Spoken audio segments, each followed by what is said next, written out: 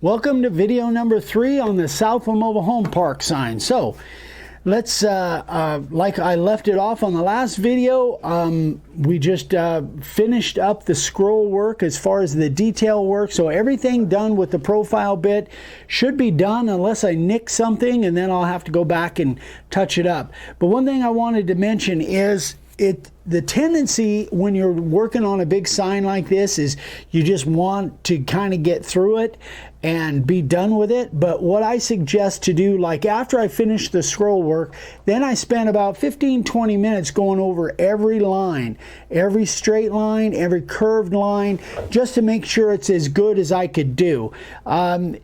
Sometimes when you're doing a lot of carving in a row, you kind of just miss that as you're going through it. So it's always a good idea to, you want to find it now before you spray it and sand it off, and then you got to go through that process. So just take your time and go back and double check everything as you go along, especially once you get all your detail stuff done, then go back and look at everything. That's something I've learned over the years. All right, so I've got my 60 degree in now. The reason I'm using my 60 for doing this background inside the letters is there's some really tight areas that I want to make sure that if I was using my 90, I might get real close and I might nick the edge of something that I don't want to. With the 60, it's a little bit narrower and it won't cut near as wide a line. I've got it set, I think, at about just shy of 1/4 of an inch right now. That might be a little too deep. We'll find out as we when we make a cut here and see how it looks. All right, here we go.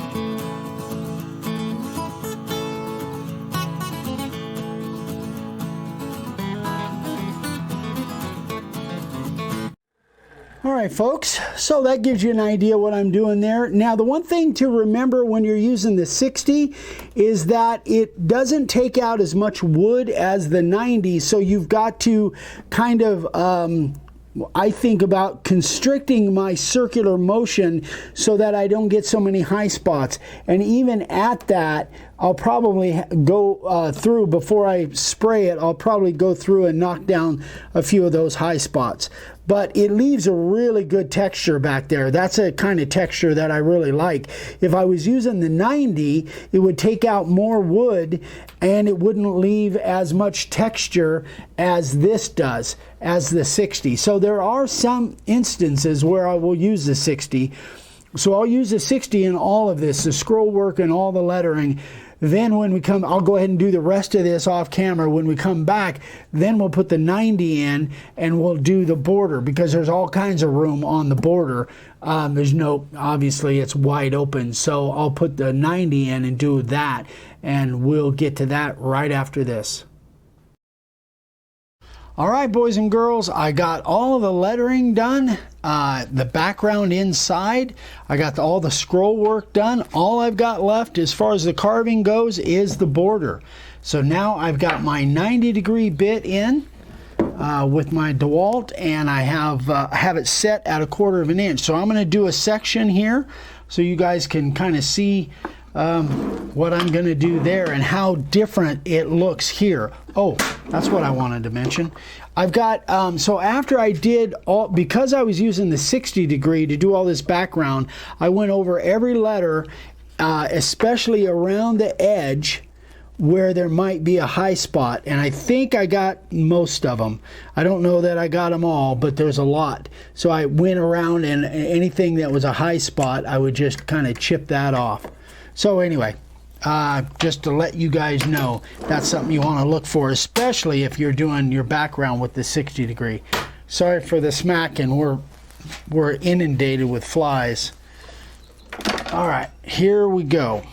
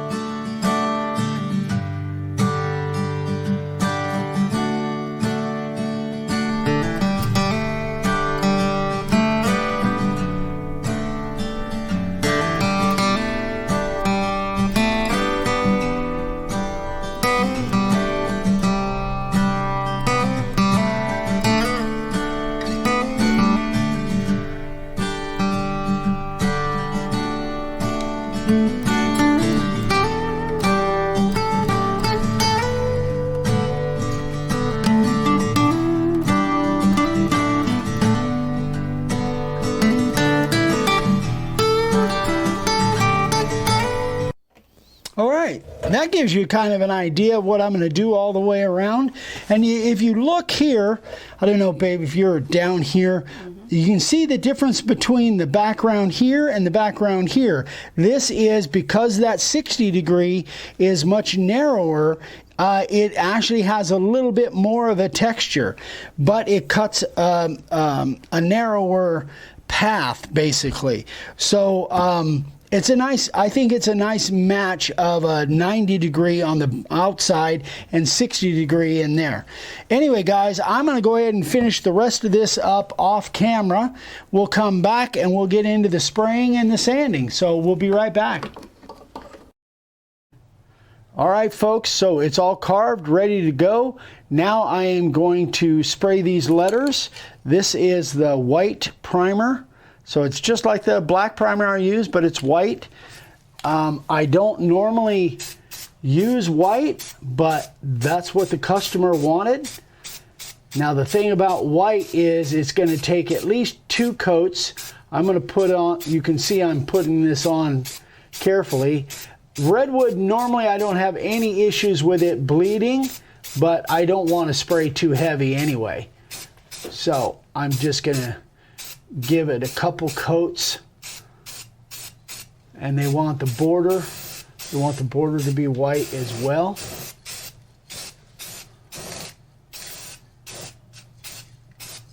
You can see that you can still see the wood through there. Now I did an experiment the other day. I don't know, a week or two ago on our Friday Night Live, where I showed another way to get this white down in there, and that would be if you pre-finish your sign. After this point, you sand it off, and then you pre-finish your sign with your complete finish. Then you can go back in there and paint it with a brush, and then you can just wipe it right off the surface, because the paint won't stick to the surface of the board if it's got a full finish on it. If you're using one shot, you can use, because that's oil based, you can use paint thinner, or if you're using some other kind of exterior paint. This is obviously going outside, but anyway, now I'm rambling. But anyway, yeah, the white primer works pretty good.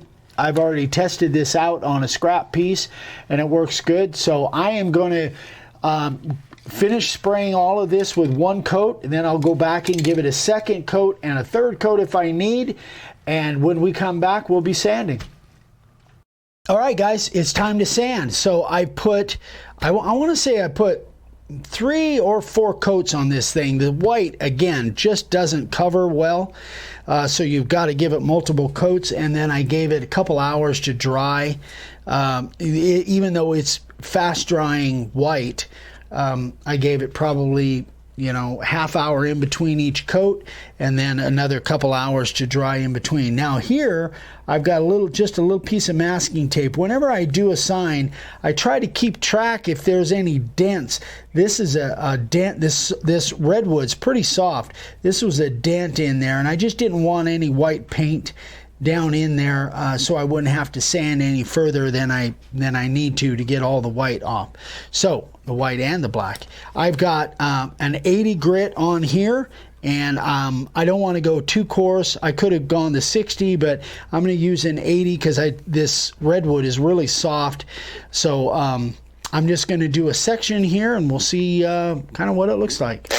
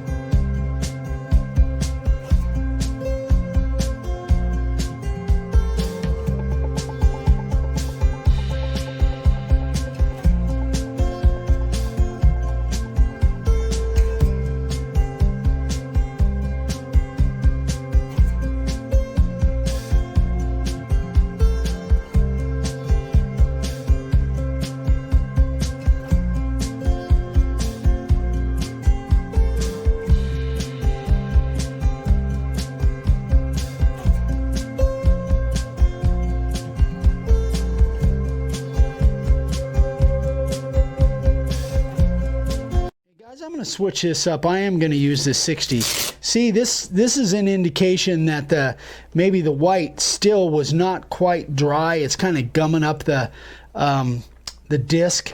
I'm going to switch over to the 60 and try and keep a really, really light touch on it, because the 60 will really gouge on you if you're not careful.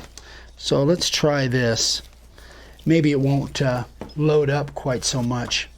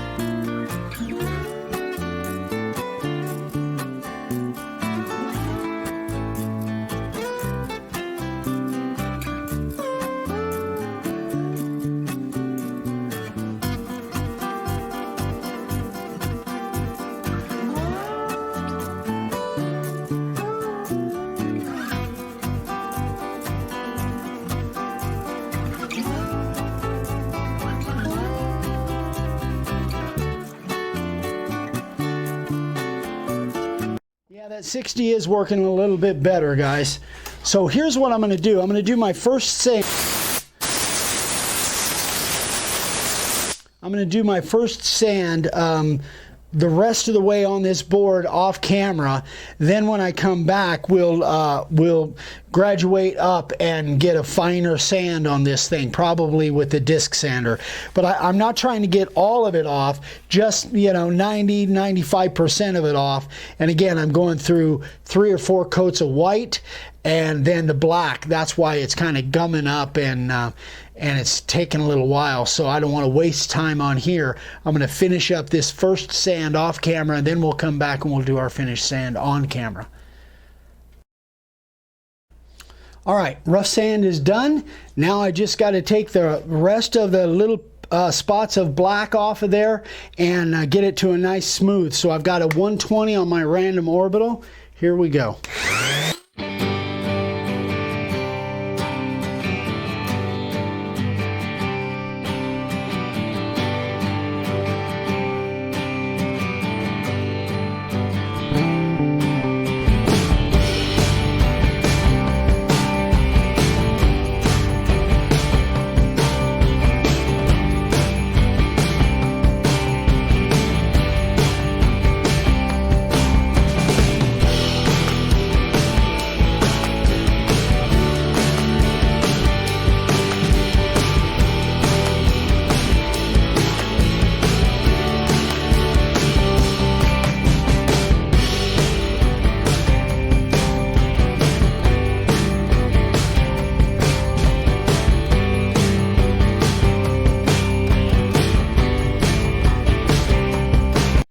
Guys, you can see how that 120 is doing a pretty good job getting the rest of that black off of there. I'm going to go ahead and finish up the rest of the sign. We'll come back for the reveal and then we'll get a finish on this thing.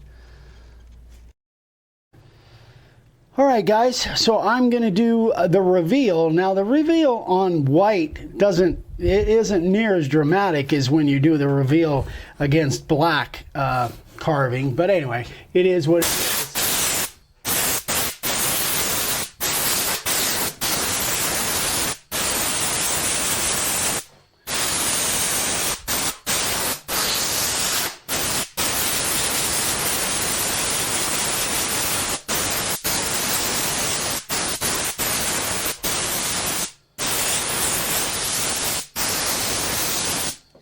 So there it is. Now we're going to set up with the critter, and I'm going to put some halcyon on this thing. So stick with us. We'll be right back. Okay, guys, so I've got the halcyon, and this is really good stuff. It's made for exterior. This is thin 20%. I find that, and they say the maximum you can thin it is 20%. I find it sprays a little better with the critter if it's thin. So,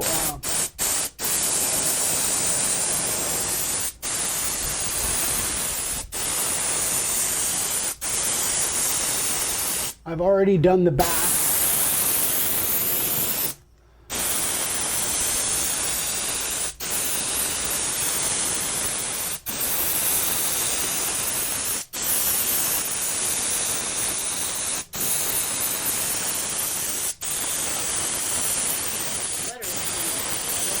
Yeah, it does make the letters stand out a little bit. Still is not my favorite. I really don't like white inset letters. But again, like I say, this is exactly, customer was very specific. They wanted Redwood and they wanted white letters and a white border. So that's exactly what I did.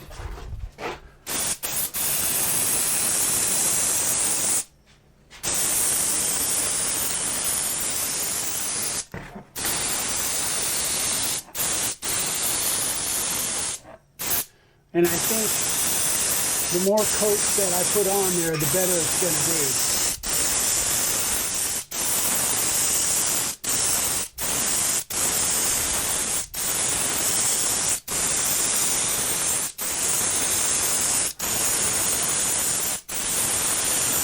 Halcyon, by the way, is made by Total Boat, and it's a great product. I know a lot of you guys already use this stuff. I've used it several times. and it seems to work really well. All right.